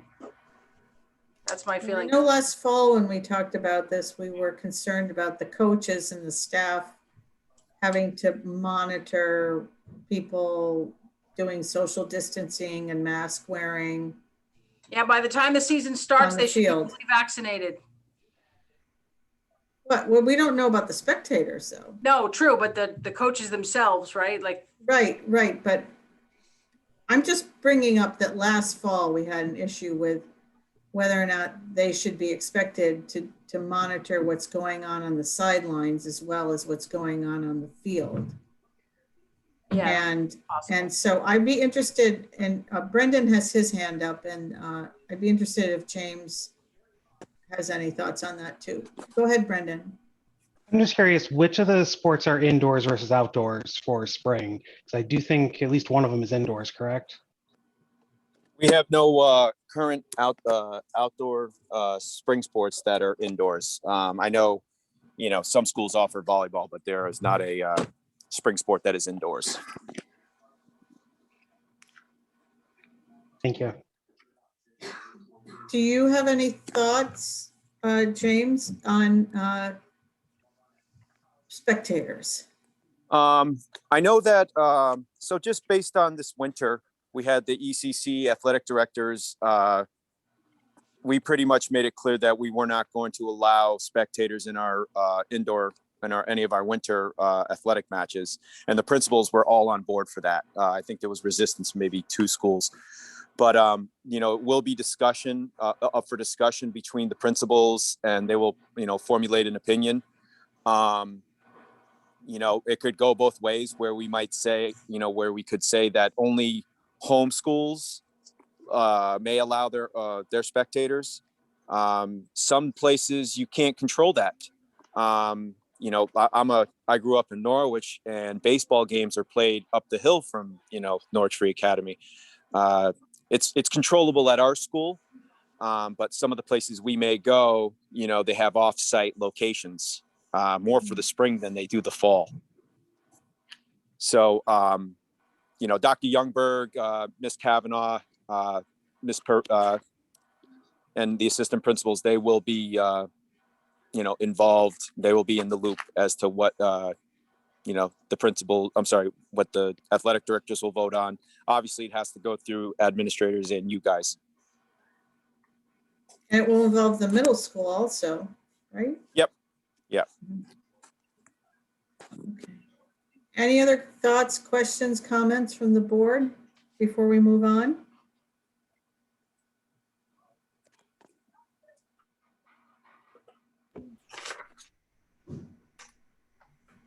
So we could potentially be taking action on something tonight without knowing what CIAC says. Yeah, I did think about that, and next board meeting will be just a couple days before the season is scheduled to start.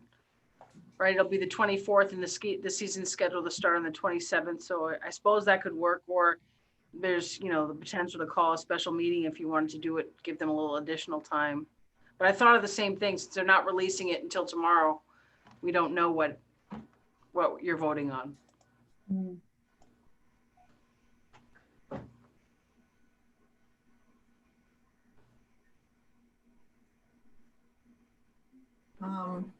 So do board members want to discuss this any further, or shall we move on?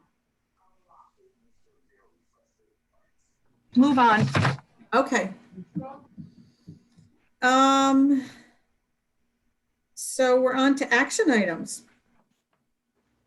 So the first action item is approval of recommendation to authorize an update of the district's facilities master plan. And I guess based on the discussion previously, we would have to, if we're going to do that, we'd either have to go to bid or we'd have to suspend our rule on this. Anybody want to make a motion? I make a motion that we approve the recommendation to authorize an update of the district facilities master's plan, and that the policy in this be suspended. The policy on going out to bid be suspended? Is that what you're saying? Do I get a second on that? Thank you. Second. Second by Mark. Any discussion? Is there, this is Mary, is there any issue about suspending the policy and doing it like kind of in a double motion? Good point. Janet actually brought me the policy on giving a waiver. It says it looks like the superintendent has the ability to waive the process. It doesn't specifically spell out that the board has the ability. It goes through a series of reasons why you might waive the process. Time is a critical factor. And taking the necessary time to comply with the formal process would not be emergency purchases of goods. A formal process would result in substantially higher costs to the school district or inefficient use of personnel. I feel like this could fit into that, into what you're all voting on. It doesn't spell it out exactly, but. So are you saying that? Mary, I just want to ask Mary because she asked the question. Mary, are you suggesting that you think we should split the motions? No, not at all. I guess if it sounds like it's okay to do. Okay. Katina, go ahead. No, Mary answered. Thank you. Okay. Thanks. Mark. It sounds like, Linda, we should clarify the motion, and that we, instead of authorizing us to forego the instead of us suspending the policy, we authorize the superintendent at her discretion. So Okay. we're not making exceptions to the policy. We're allowing her to use her discretion as outlined. Agreed. Is that okay with the two people who made and seconded the motion? Katina and Mark, was it? I Yes. second it. Yeah. Thank Yeah, you. you seconded it.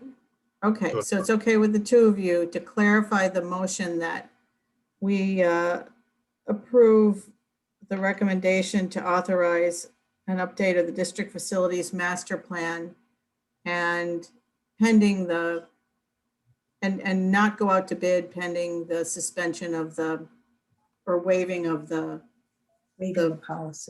policy by the superintendent. Okay.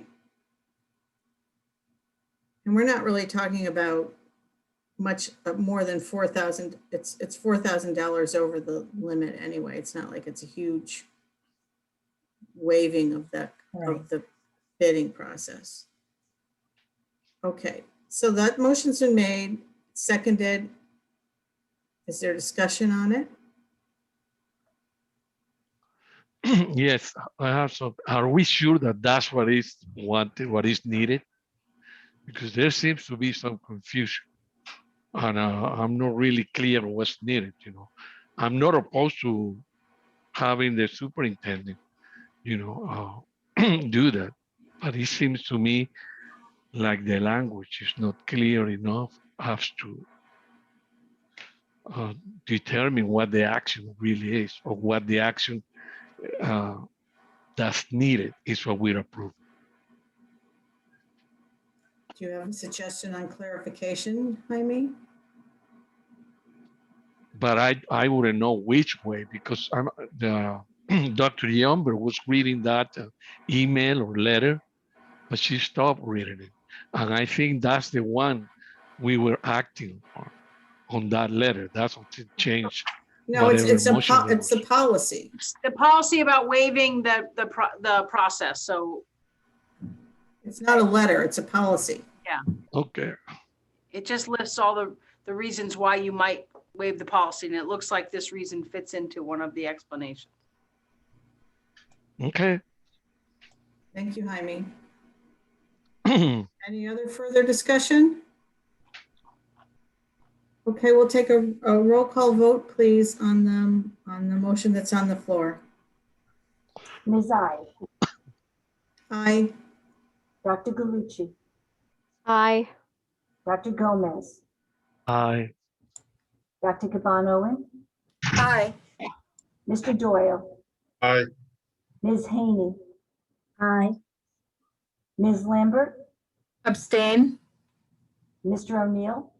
Aye. Ms. Ray. Aye. Thank you. Thank you. I would entertain a motion on spring sports if anybody would like to make one.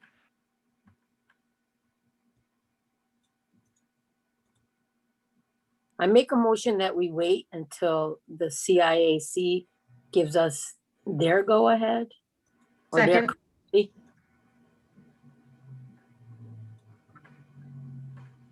Well, that's not, that's, you're suggesting we just wait rather than make a motion. Okay. I agree with Ilda. Yeah. As do I. That's fine. I do also. I think, anybody disagree vehemently with that? No, it's reasonable. Mark? My only concern, I don't disagree vehemently with that, but my concern is the timeliness of it. Do we need to authorize a one-off meeting or one-off vote, Tracy or James, in order to give the coaches and students enough time? A little time. Yeah, that's all I'm asking is, do we need, because they're going to decide tomorrow, and if we wait till the end of the month. No, we can have an emergency meeting. We could schedule a special meeting for like, 15 minutes. It won't take long. Yeah, just a one-off. Yeah. Next Wednesday, the 17th. Well, don't we have winter sports right now? So what are we voting on, and what wouldn't we want about spring sports? Excellent. I think some of us would feel more comfortable voting on spring sports if we knew what CIAC was recommending. That might influence our decisions on spectators also, if we want to have a policy on that.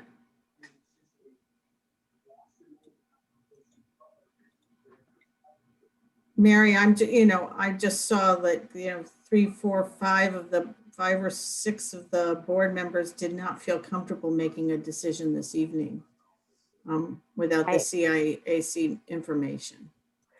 Yeah, okay. It did sound like the athletic director and superintendent and principals would let us know what they think spectatorship should be, but maybe I misunderstood that.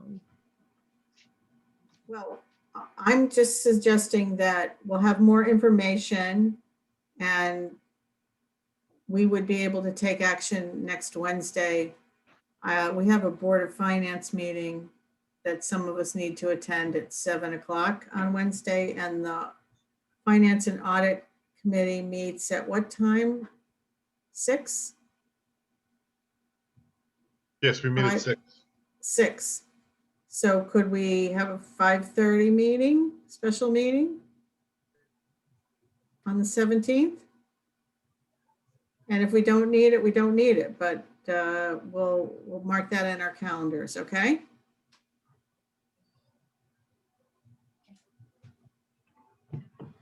Okay, thank you. And hopefully we'll get a little more information from Dr.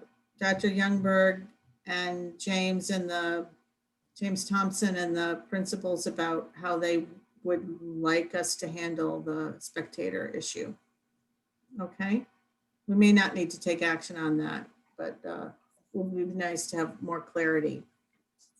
Thanks. So then we have approval for the formation of 2 new scholarship funds at Windham High School. There was information in your board packets about that. I would entertain a motion.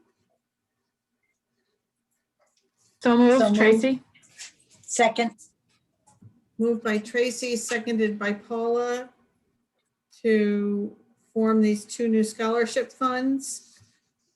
One's for the Lucas family and the other is for Mark Gilday.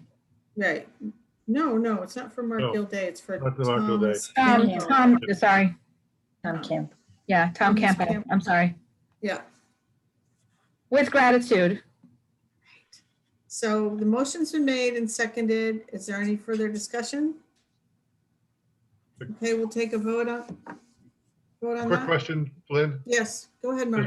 If Pam can enlighten me, how are who at the high school is going to be overseeing these scholarships in terms of making sure the money's there and then more importantly, selecting the students? The high school, we have, it's going to be managed in our school bank. And we have a scholarship committee made up of teachers who select the students based on the criteria established by the scholarship. So these will be administered the way the rest of the ones are. Okay, thank you. That's it. Anything else? Okay, we'll take a roll call vote, please. Ms. Ide. Aye. Dr. Galucci. Aye. Dr. Gomez. Aye. Dr. Gabon Owen. Aye. Mr. Doyle. Aye. Ms. Haney. Aye. Ms. Lambert. Aye. Mr. O'Neill. Aye. Ms. Ray. Aye. Thank you. Okay, thank you very much. Next item is approval of the district's participation in the health food certification program. And in your packets, there are two motions recommended. They're both pretty long and they have to do with compliance with the Connecticut food standards and the allowances to sell foods that do not meet the Connecticut food standards follow at events that are like sports events and other special events, not regular school day events. I hope you all Make looked a at those. motion. Yeah, go ahead, Tracy. I make a motion to approve both of the district's participation in healthy food certification program motions. Do I have Second. Seconded by Katina. Mark, did you have your hand up with a No, I was question? going to do the same thing. I was going to make the motion Okay, to pass them. Go ahead. so is there any discussion? Seemed pretty This clear. is something we do every year, correct? Yeah. This is just a pro forma. Yeah, okay. Okay, we'll take a roll call, please. Ms. Ives, Aye. Dr. Galucci, Aye. Dr. Gomez, Aye. Dr. Cabano, Aye. Mr. Doyle, Aye. Ms. Haney, Aye. Ms. Lambert, Aye. Mr. O'Neill, Aye. Ms. Ray. Aye. Thank you. The next item is approval of the leaf blower donation from Lowe's Distribution Center. And we're recommending that we approve donations of 7 leaf blowers from Lowe's Distribution Center to the district, and one for each school location. And they're each valued at $399. I'll entertain a motion. So moved. So moved. Second. Motion made by Tracy and seconded by Jaime. Is there? I'm just trying to spread it around. I can rescind my second. You know, it's so important for everybody. I can rescind it and have somebody else second. That's okay. You take the honors. I mean, we don't get any points for that, do we? No, we don't. No. Yes, we We don't do. get graded on No, it. man. Or it shows in the minutes, you know, how many do have one times you request, Lynn. seconded or not. And then I I've been can doing this rescind for my 12 second. years. We have Have to do somebody donations. I have one request, Lynn. If I can make Okay, it. Can we, It's all can we do right. the roll call in reverse degrees? In reverse order of educational degrees? Oh, yeah. Yes. Just to be fair, we can start from the BSs and work our way up. So, we'll entertain any discussion on this. It's a nice donation. There's been enough. Okay. So we'll take a roll call on this, please, Janet. In alphabetical order. Dr. Cabano, Aye. Mr. Doyle, Aye. Dr. Galucci, Aye. Dr. Gomez, Aye. Ms. Haney, Aye. Aye. Ms. Ives, Aye. Ms. Lambert, I think my position's changed in this whole order, but aye. Mm. Mr. O'Neill, Making me listen I'm closer. still right after Tracy. Aye. Ms. Ray. Aye. Thank you. Great. And then the final action item is approval of the ed specs for North Windham Elementary roof replacement, Windham Center Elementary UG fuel tank removal, and North Windham Elementary UG fuel underground fuel tank removal. Who would like to make that motion? So Make moved. a motion for all three. Well, it's all in one motion. Elda's making the motion. Who's seconding it? Second. Seconded by Brendan. Get right in there. That's good. Start scoring those 2 points points. now. Any discussion? One quick question. Tracy, did I see with one of the wind specs, we're removing the students? I think it was the roof. We're removing the students somewhere. I don't see it now, but I thought when I first read it. There is something. Thought it was not moving students.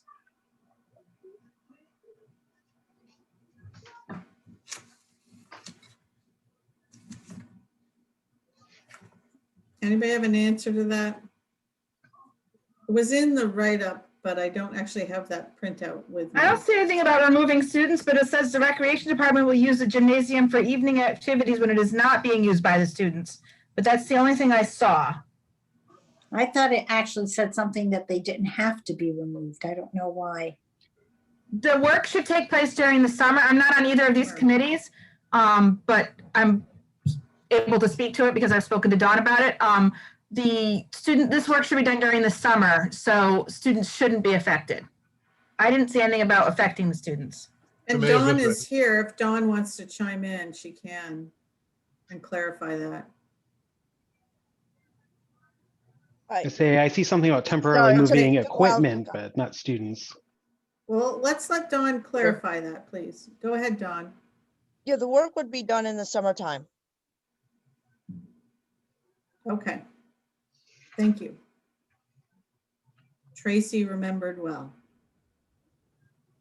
Okay, any further discussion? Okay, we'll take a roll call vote, please, in whatever order you prefer, Janet. I'll do it backwards. Ms. Ray, Aye. Mr. O'Neill, Aye. Ms. Lambert, Woohoo! Aye. Ms. Haney, Aye. Mr. Doyle, Aye. Dr. Cabanoen, Aye. Dr. Gomez, Aye. Dr. Galucci, Aye. Ms. Ide. Aye. Thank you. Okay, so now what we need to do is we're going to go into a non-meeting for discussion concerning the memorandum of agreement with the Windham Public School Custodian Teamsters Union Local 493. And in order to do that, we will have to get off, the board members will have to get off this Zoom meeting and go into the Zoom meeting, the link for which was sent to you by Janet Testa earlier during this meeting. Is that clear to everybody? Okay. Okay.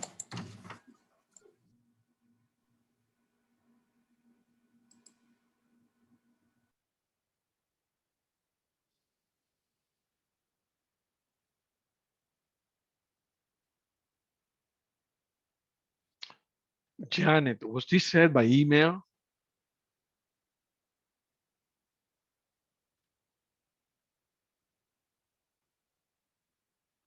Janet? At the beginning of this meeting, there was an email that went out with the link. Okay. Dr. Youngberg, Dr. Gomez is trying to enter. One moment. Dr. Gomez, do you need me to resend it? Was it a link? It's an email. Yeah, but was it a link? What we're looking for? I'm going to resend you the link right now, Dr. Gomez.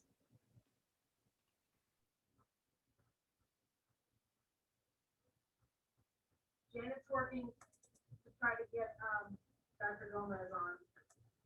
Oh, I didn't see him, just popped up. Great. Did you get him?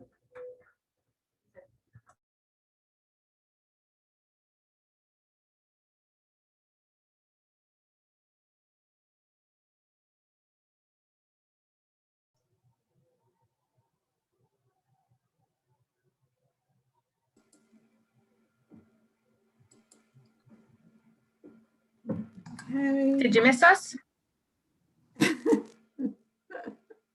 I think many of them left. Okay. We have 1, 2, 3, 4, 5, 6, 7, 8, 9. Okay, we have all the board members back, and I would entertain a motion from Ilda. Okay, I am looking for it. What number is it? No, possible action number. It's number 9 on the agenda. So I make a motion that accept an agreement, move into an agreement with Windham Public Schools and the custodians, 493 local union. Is that Motion's good? been made by Ilda, Second. seconded by Tracy. Any discussion? Katina, was there something you wanted to say in Oh, regards? no, no, sorry. I think Okay. Katina wanted to say that what Oh, the guys have thank done. you, Ilda. Yeah, go ahead and say it, Very Katina. commendable. I want to commend the group and my goodness, praise them for the kindness and being so collegial and supportive to each other. Thank you. Amen. Okay. We'll take a roll call vote, please, Janet. Now, Janet, do it by age this time, and I think I'm the oldest. I'm not going there. What a group. These groups. Brendan, don't you dare say a word. What, that you're not the baby anymore? Oh, Like it. oh, Brandon! Go ahead, Janet. You better go. This is devolving quickly. It is evolving. Ms. Ives, Aye. Dr. Galucci, Aye. Mr. Doyle, Aye. Ms. Haney, Aye. Dr. Gomez, Aye. Ms. Ray, I am still in the middle. Dr. Von Owen, Aye. Ms. Lambert, To Brandon.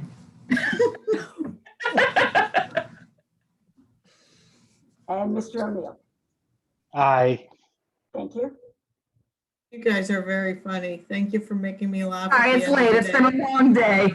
day. So the motion carries. Thank you. That's all the business for the day, save any public comment that there might be. Is there anybody who would like to speak during public comment?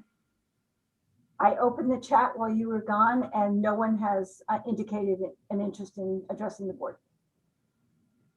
Okay, so thank you, everybody. I And make a motion that motion to we adjourn the adjourn. meeting at 9:12. Second, third. Thank you, everybody. Thanks, Okay. everybody. Have a good Bye-bye. night. Bye. Goodbye, Night. everyone. The vaccine.